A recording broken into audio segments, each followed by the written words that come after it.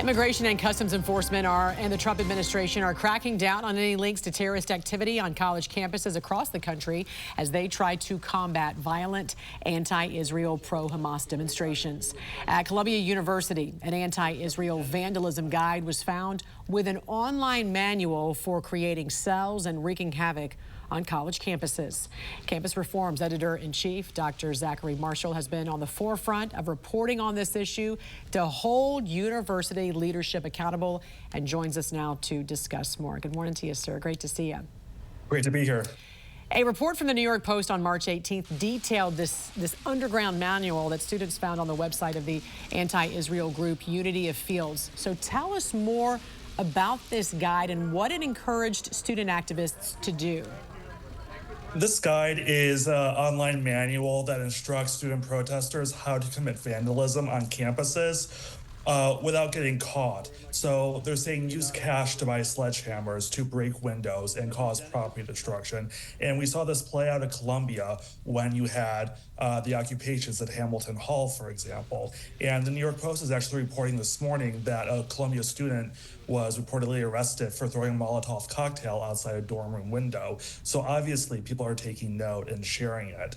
This is really a playbook for would-be domestic terrorists. Why has this increasingly become an issue, it seems, at some of these Ivy League universities? The problem here is that for the last 40 years, we have had unchecked radical professors train graduate students, and those graduate students become future professors in how to run humanities and social science classes based on revolutionary principles and tactics. And while that was going on, you had university presidents and trustees naively believe this was all college papers or seminar discussions. What we're seeing in the last 500 days since October 7th is the practical application of what's literally being taught inside college classrooms. Wow. So there's been a lack of accountability and a lack of knowledge based on administrative leaders. And clearly weak leadership, which is why they replaced interim President Katrina Armstrong. You say these radical leftist professors and students only respect decisive action and will fight through any rhetoric. So talk more about this and the disconnect you see with Columbia's new anti-Semitism training requirement. Well, the disconnect was right there for all of us to witness when Katrina Armstrong reportedly told faculty members that she wasn't going to enforce the Trump administration requirement to ban masks on student protesters, which was part of the package in exchange for guaranteeing their $400 million in federal funding. And that is systemic of a problem where you have university presidents and other admin in higher education believe they can talk their way through these problems, that this anti-Semitism problem is just some big misunderstanding we can talk our way through.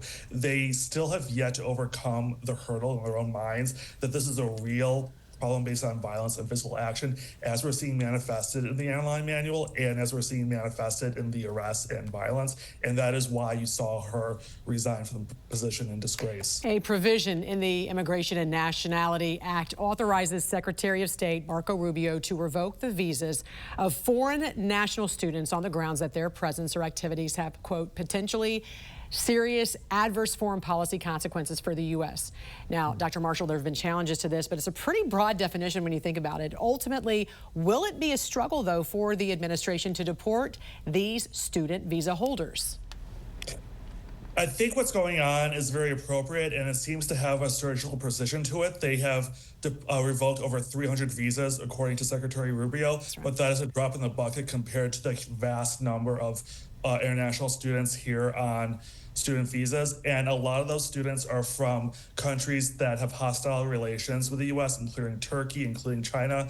And those students are not getting deported or having their visas revoked because of what they're saying. So I think what we're seeing here is working because it is limited to students who engage in support of terrorism, which is a violation of their visa conditions. I want to ask you about a story that I saw this morning. The Trump administration reportedly right now pausing $210 million in federal funding to Princeton University as it investigates potential anti-Semitism on campus. And this is after you launched an inquiry about this and an investigation yourself. Tell us more about this.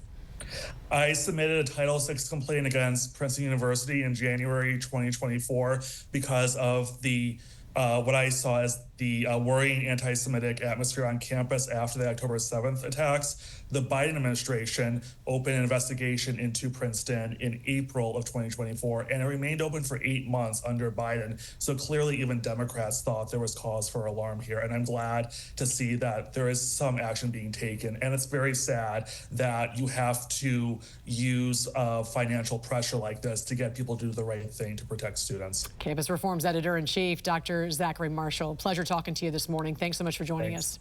Yeah.